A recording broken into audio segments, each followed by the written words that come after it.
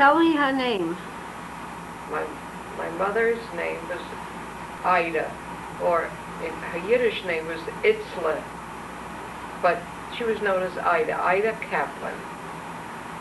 And the place she came from was, she used to call it Lita, maybe it was Lithuania, or Latvia, I don't know where. Vilna Gabania, that's in the area of Vilna in Poland. And she came over as a young girl. She may have been 16 or 17 and came over. I really don't know too much about it. Now, as for my father, he came from an area in not East Russia, the White Western Russia. On the border. The town he was brought up in was called Lepel, or on the map it's Lepel, and the big city it was near was Vitebsk. Now, as a very young boy, about 15 years old, he was the oldest son. They gathered money together and they sent him to Vitebsk, where he traveled on to Leningrad, and from Leningrad he went to Glasgow, Scotland, where he got a boat to come to America. He was a very young boy. He had the address of some distant relative or landslide or something. What's a landslide? A landslide is like a person who came from your town. And he probably settled in the east side for a while, and then at a very early age joined the army. And he was there in the army for 3 years and then was discharged. He met my mother later on. They were both very young, and they fell in love and got married. And that was, I really don't know too much about it. Do you know anything about their family? Your mother's sisters? Not too much. I know that my father had 2 elder sisters. Then he was the firstborn son, the eldest son. Then there were 2 brothers after him, and then a baby sister. That's all I know. Do you know their names? No, I really don't know their names. Now, as for my mother, I know she had 1 sister. There were other relatives in the family. I really don't know too much about it. Okay, cut. According to my mother, they would take a walk across the Brooklyn Bridge. And later when they got married, they had an apartment in the Lower East Side. And shortly after that, they moved up to the Bronx. I was born in December 23rd, 1916, in the Bronx. And I think it was on 140th Street, and shortly after that they moved to 142nd Street, where I lived for many years, until we moved up to around Westchester Avenue in the Bronx. Okay. Now, I don't remember too much. My father worked in some war industries. He was not in the war because he had a young child. I was born. Although he had been in the army in Fort Totten, New York, we have some photographs. You can see my father when he was a soldier. Fort Totten, New York. But I really don't remember too much about what they told me. Mm-hmm. Well, if we have to talk about roots, a very unfortunate situation existed because in most families, nobody ever discussed roots very much. So we really didn't know much about our roots. I remember my mother came from a small eastern town, Eastern Europe. She called it Skalit by Tarnopol, which was part of the Austro-Hungary Empire at that time. Subsequently became part of Poland. Skalit by Tarnopol. Skalit was a smaller city. Tarnopol, I assume, was a larger city. And so for the post office, they say the scarlet that they wanted was the one near Turnipole, and that's where they would deliver it. My mother used to send money to her brother. Oh, I would say she would send it at least once a month or more.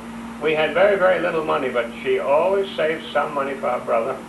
And I remember I used to send it by registered mail to a man called Moses Leib Katzor, Kaczor, and she would send letters with the money, you know, in Jewish letters, which either a friend or a neighbor or a relative wrote. My mother couldn't write the Jewish letters. And similarly, we received letters from Poland, and they always came in Yiddish, and we had somebody reading it. And my mother was always happy to receive the mail and always cried because conditions were so very, very bad in that area. Incidentally, my mother grew up in a farm area, and she learned a lot about handling animals, handling fruits, planting stuff, you know, things like that, which she taught to me over the years. So I became quite good at knowing a good piece of fruit or a good vegetable or a good piece of meat.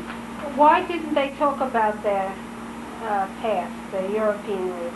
I really don't know why. I rarely heard of people. They only spoke about their immediate relative and the hardness and the tough life that they had there. From what my mother would talk about, it would be mostly farm life, plodding in mud. They didn't even have roads around there. They would be plodding in muddy roads, and they would play with animals, you know. You got a cow, you'd milk a cow. So my mother knew how to milk a cow, how to separate cream, things like that. They learned that. But they also kept a kosher home. And keeping a kosher home in East Poland wasn't easy, but they did. And so we had very few contacts that way. When I was in the Army, when I was in Germany, I tried to get out to Skalat if I could. I was in sort of near Berlin or someplace around that area. And I tried to get out to Skalat. If, you know, on a pass I would go to East Poland.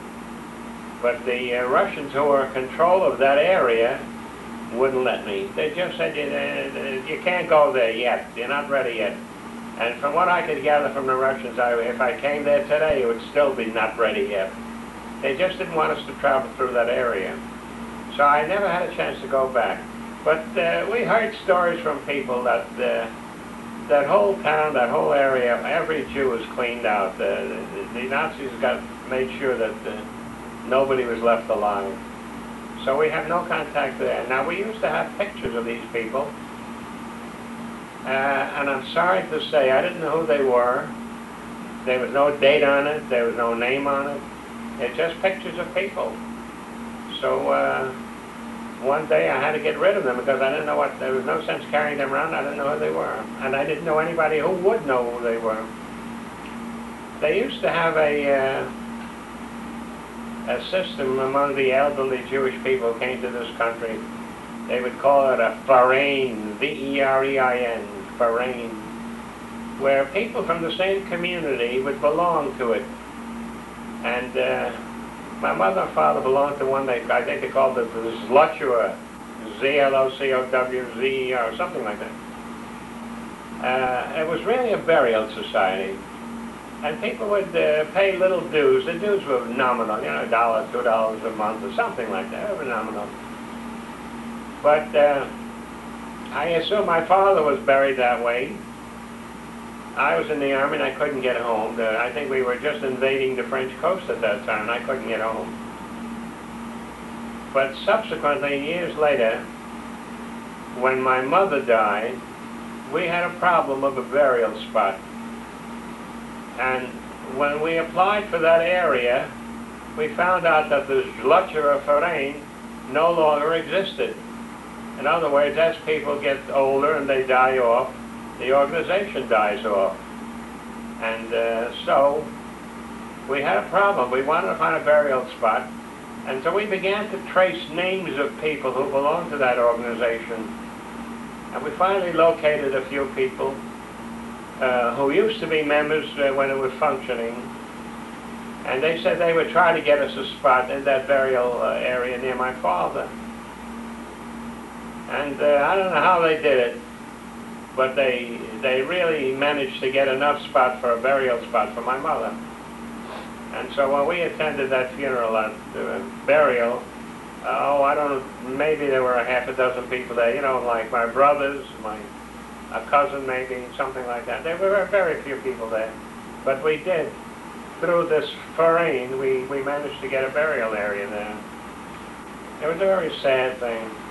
I wanted to ask you, what was the information that you got during the 30s about what was happening in Europe? And strangely enough, we didn't get very much. The only information we got was through the New York Times. And even that wasn't too reliable because the New York Times could only publish what it could get. We really were not aware, in the early 30s, we were not aware of the extent to which Hitler was carrying out his plan. Well, in the early 30s, he wasn't carrying them out the way he was in the late 30s and the 40s. That's true. It was a progressive thing.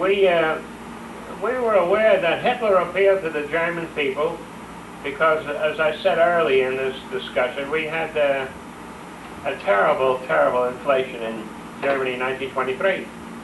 And so Hitler, appealing to these people who lost all their money, you know, if you have bonds, government bonds, and there's a huge inflation, the bonds become worthless. It happened in France too. When I was in the army, I was living with an old French pharmacist, a retired French pharmacist. And this man was over 80 years of age when I was there, and he literally cried to me. He said, I was a pharmacist, I saved my money, I bought gold bonds, government gold, they called them gold bonds, they were the most secure bonds you could buy, gold bonds. I bought gold bonds, and then there was a huge inflation during the war and before the war, and he ended up by having a lot of paper. You know, the paper had no value at all. So these people went through inflationary periods which were terrible. We hear things like, when I have relatives in Argentina now, we hear the same thing from them. When Perón took over the government, he was very generous with money. He borrowed tremendous amounts of money, and, you know, government money, he borrowed it, he issued bonds and notes and so forth. And he ran his government as a dictator runs it. You know, after a while, nobody wanted to lend Argentina any money because all they could get back would be pieces of paper. A bond wasn't worth anything. And the inflation went wild. Really, 1,000% in a year was nothing. And it became terrible. Mexico has gone through the same thing.